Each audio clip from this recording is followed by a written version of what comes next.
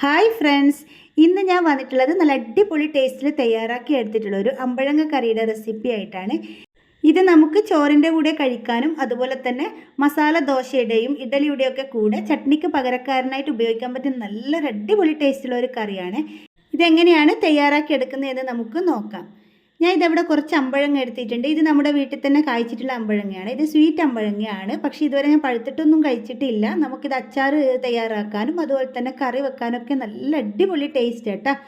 ഇനി നമുക്കിതിൻ്റെ തൊലി ഒന്ന് കളഞ്ഞെടുക്കാം. പിന്നെ ഇത് അധികം പുളിയില്ലാത്ത അമ്പഴങ്ങ കേട്ടോ.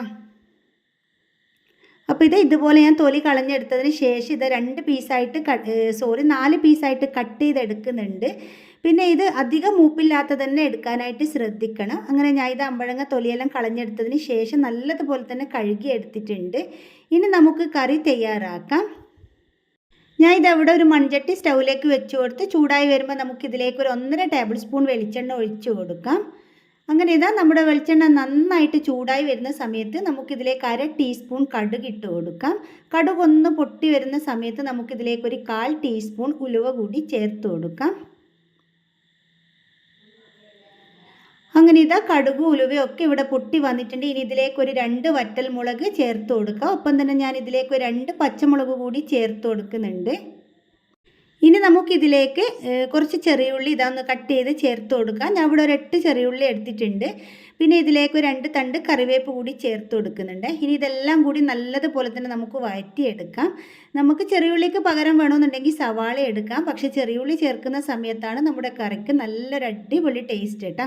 അങ്ങനെ ഇതെല്ലാം ഇവിടെ നല്ലതുപോലെ തന്നെ വഴറ്റി കൊടുത്തിട്ടുണ്ട്. കളറൊന്നും മാറി വരണം, നന്നായിട്ടൊന്ന് സോഫ്റ്റായിട്ട് വന്നാൽ മതി. ഇനി നമുക്കിതിലേക്ക് പൊടികൾ ചേർത്ത് കൊടുക്കാം. ഞാൻ ഇവിടെ 1 ടേബിൾ സ്പൂൺ മുളക് പൊടി ചേർത്ത് കൊടുക്കുന്നുണ്ട്. ഞാൻ ഇവിടെ എടുത്തിട്ടുള്ളത് ഒട്ടും തന്നെ എരിവില്ലാത്ത കാശ്മീരി മുളക് പൊടിയും പിന്നെ നല്ല എരിവുള്ള മുളക് പൊടിയും കൂടി മിക്സ് ചെയ്തതാണ്.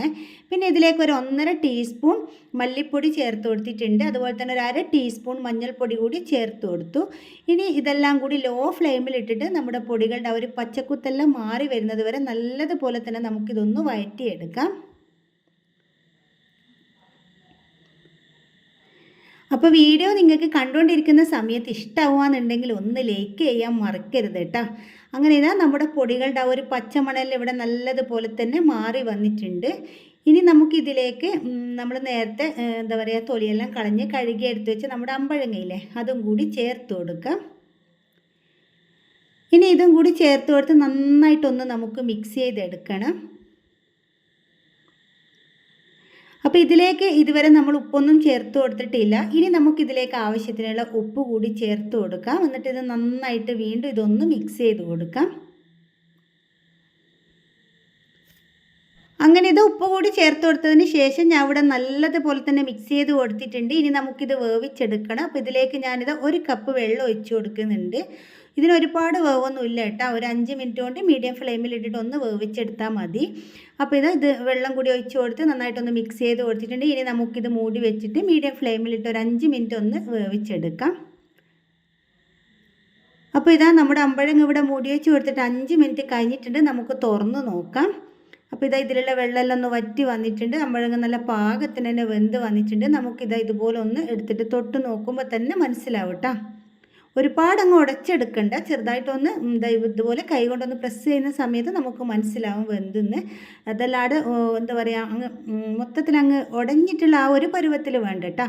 ഇനി ഞാൻ ഇതിലേക്ക് ചേർത്ത് കൊടുക്കുന്നത് തേങ്ങ അരപ്പാണ്. ഞാൻ ഇവിടെ ഒരു ചെറിയ തേങ്ങയുടെ ഒരു മുറി തേങ്ങ എടുത്തിട്ട് അതിലോട്ട് ഇത്തിരി മഞ്ഞൾപ്പൊടി കൂടി ചേർത്ത് കൊടുത്തിട്ട് നന്നായിട്ടൊന്ന് അരച്ചിട്ട് ഇതിലേക്ക് ചേർത്ത് കൊടുത്തിട്ടുണ്ട്. ഇനി നമ്മൾ അരച്ചെടുത്തിട്ടുള്ള ആ ഒരു മിക്സിയുടെ ജാറിൽ കുറച്ച് വെള്ളം കൂടി ഒഴിച്ച് കൊടുത്തിട്ട് ഒന്ന് ചുറ്റിച്ചിട്ട് ഇതിലേക്ക് ഒഴിച്ചു കൊടുക്കാം. അപ്പോൾ നമുക്ക് എത്രത്തോളം കറി വേണമെന്ന് വെച്ചാൽ അതിനനുസരിച്ച് ഒഴിച്ചു കൊടുക്കുക. എന്നാലും ഒരുപാട് അങ്ങ് ലൂസായി പോകരുത് കേട്ടോ. അങ്ങനെ ആ ഒരു വെള്ളം കൂടി ഒഴിച്ചു കൊടുത്തതിന് ശേഷം നന്നായിട്ട് നമുക്കിതൊന്ന് മിക്സ് ചെയ്തെടുക്കാം. ഇനി നമുക്കിതിലേക്ക് ഉപ്പ് ചേർത്ത് കൊടുക്കാം. ഞാൻ നേരത്തെ ചേർത്ത് കൊടുത്തിട്ടുള്ള ഉപ്പ് കുറച്ച് ഉപ്പല്ലേ ചേർത്ത് കൊടുത്തിട്ടുള്ളൂ.